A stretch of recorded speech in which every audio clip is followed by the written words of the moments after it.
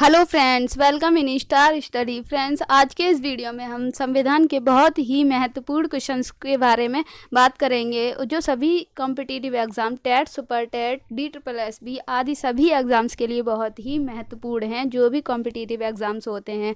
तो इससे पहले कि हम और भी वीडियोज़ बना चुके हैं, अगर आपने उन वीडियोज़ को नहीं देखा है तो हमारे चैनल पर संविधान के नाम से प्लेलिस्ट बनी होगी, वहाँ जाकर आप और वीडियोज़ देख सकते हैं। तो चलिए शुरू करते हैं। यहाँ तक हमने 25 क्वेश्चन तक कर लिया था, अब हम इसके आगे का करेंगे। तो चलिए शुरू करते हैं। सबसे पहला क्वेश्चन है हमारा, भारत के महान्यायवादी की नियुक्ति से संबंधित अनुच्छेद कौन सा है? तो वह अनुच्छेद है अनुच्छेद 76। और वर्तमान में हमारे महान्यायवादी कौन है? के वेणुगोपाल। आगे बढ़ते हैं। कौन सा अनुच्छेद संसद के 2 अधिवेशनों के बीच 6 माह के अंतराल की अनिवार्यता बताता है? तो अनुच्छेद 85 के अंतर्गत यह कहा गया है कि 2 अधिवेशनों के बीच कम से कम 6 माह का अंतराल होना चाहिए। आगे है, राष्ट्रपति संविधान के किस अनुच्छेद के अंतर्गत लोकसभा को भंग कर सकता है?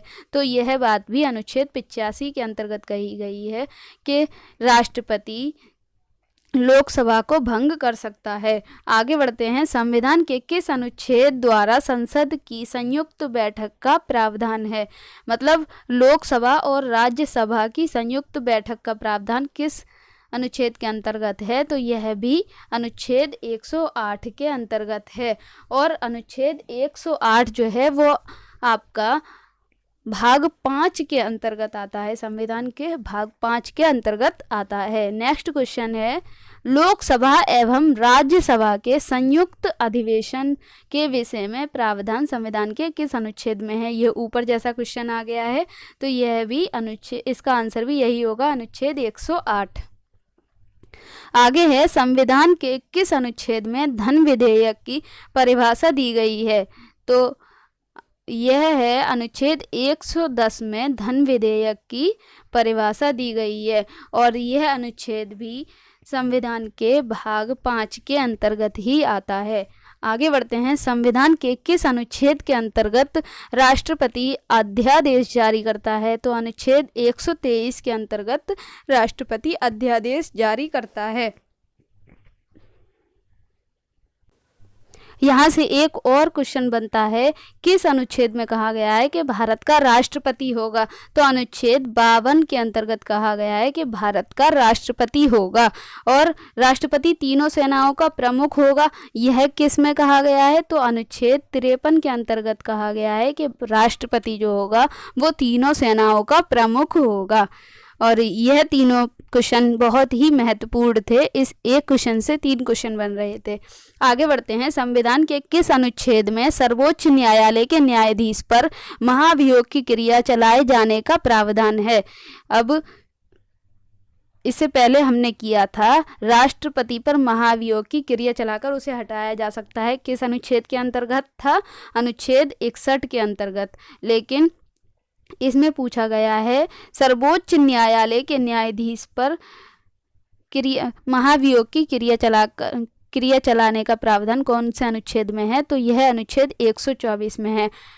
ये न्यायाधीश है सर्वोच्च न्यायालय का और वो राष्ट्रपति था। और राष्ट्रपति के लिए क्या था? अनुच्छेद 61, उसमें कहा गया था राष्ट्रपति पर महाभियोग की क्रिया चलाकर उसे हटाया जा सकता है। और इसमें कहा गया है कि सर्वोच्च न्यायालय के न्यायाधीश को हटाया जा सकता है। ऐसा किसमें कहा गया है? अनुच्छेद 124 में। आगे यह क्वेश्चन है, सर्वोच्च न्यायालय से परामर्श ले सकता है कौन? राष्ट्रपति। ऐसा किसमें कहा गया है? 143 के अंतर्गत कहा गया है कि राष्ट्रपति जो है वो सुप्रीम कोर्ट से सलाह ले सकता है। आगे बढ़ते हैं। सर्वोच्च न्यायालय अपने द्वारा सुनाए गए किसी निर्णय या आदेश का पुनर्वलोकन कर सकता है। यह व्यवस्था संविधान के किस अनुच्छेद में है? तो यह व्यवस्था संविधान के अनुच्छेद 137 में है। और यह किस भाग के अंतर्गत आएगा? तो यह भी संविधान के भाग 5 के अंतर्गत आता है। आगे बढ़ते हैं। संविधान के किस अनुच्छेद में व्यवस्था की गई है कि उच्चतम न्यायालय द्वारा विनिश्चित विधि भारत के राज्य क्षेत्र के भीतर सभी न्यायालयों पर आबद्ध कर होगी। तो यह कहा गया है अनुच्छेद 141 के अंतर्गत। आगे बढ़ते हैं। भारतीय संविधान में सर्वोच्च न्यायालय तथा उच्च न्यायालय को न्यायिक पुनरावलोकन की शक्ति प्रदान की गई है। न्यायालय मतलब सुप्रीम कोर्ट और हाई कोर्ट पुनरावलोकन कर सकते हैं अपने न्याय पर। किस अनुच्छेद में कहा गया है? तो यह अनुच्छेद 32 में कहा गया है। आगे बढ़ते हैं। संविधान के किस अनुच्छेद के अंतर्गत अधीनस्थ न्यायालय या जिला न्यायालय का प्रावधान किया गया है? तो यह अनुच्छेद 233 के अंतर्गत यह बात कही गई है। आगे बढ़ते हैं। भारतीय संविधान का कौन सा अनुच्छेद संवैधानिक प्रावधानों की संघीय संसद राज्य विधान पालिकाओं द्वारा बनाए गए नियमों कानूनों पर प्राथमिकता प्रदान करती है? तो यह है 245 के अंतर्गत। और यह किस भाग के अंतर्गत आता है? तो यह भाग 6 के अंतर्गत आता है। आगे बढ़ते हैं। किस अनुच्छेद के तहत अवशिष्ट शक्तियां केंद्र के पास हैं? तो यह है अनुच्छेद 248 के अंतर्गत बताया गया है। आगे नेक्स्ट क्वेश्चन है। राज्यों द्वारा प्रार्थना करने पर भारत की संसद उन राज्यों के लिए किस अनुच्छेद के अंतर्गत कानून बना सकती है?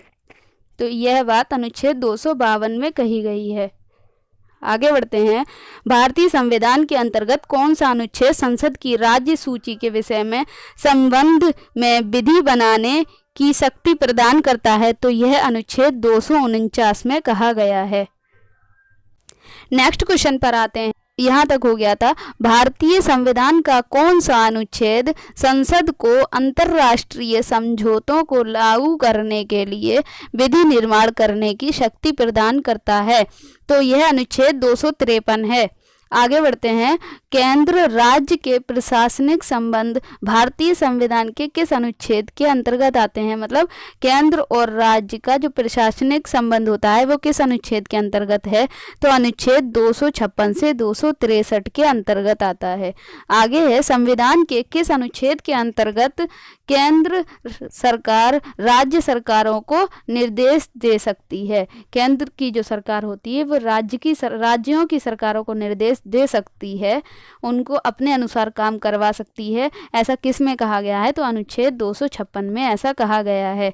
आगे बढ़ते हैं। अंतर्राज्यीय परिषद के गठन का प्रावधान संविधान के किस अनुच्छेद के अंतर्गत है? तो अनुच्छेद 263 के अंतर्गत अंतर्राज्यीय परिषद के गठन का प्रावधान है। आगे नेक्स्ट क्वेश्चन है। भारतीय संविधान के किस अनुच्छेद के अंतर्गत वित्त आयोग की गठन का प्रावधान है? तो क्वेश्चन है और यह वित्त आयोग के गठन का प्रावधान अनुच्छेद 280 के अंतर्गत है। आगे नेक्स्ट क्वेश्चन पर आते हैं। संपत्ति का अधिकार संवैधानिक अधिकार है, यह बताया गया है अनुच्छेद 300 का में। अब इससे पहले एक और क्वेश्चन बनता है। संपत्ति का अधिकार इससे पहले मौलिक अधिकारों में शामिल था। मौलिक अधिकार पहले 7 हुआ करते थे। फिर 44वें संविधान संशोधन के अंतर्गत संपत्ति का अधिकार मौलिक अधिकारों की सूची से हटा दिया गया और इसको अनुच्छेद 300 का के अंतर्गत रख दिया गया और मौलिक अधिकारों की संख्या घटकर 6 रह गई। अब इससे एक और क्वेश्चन बनता है कि 44वां संविधान संशोधन जो था वो कब हुआ था? तो 44वां संविधान संशोधन 1978 में हुआ था। और अब तक कितने संविधान संशोधन हो चुके हैं? तो अब तक 104 संविधान संशोधन हो चुके हैं।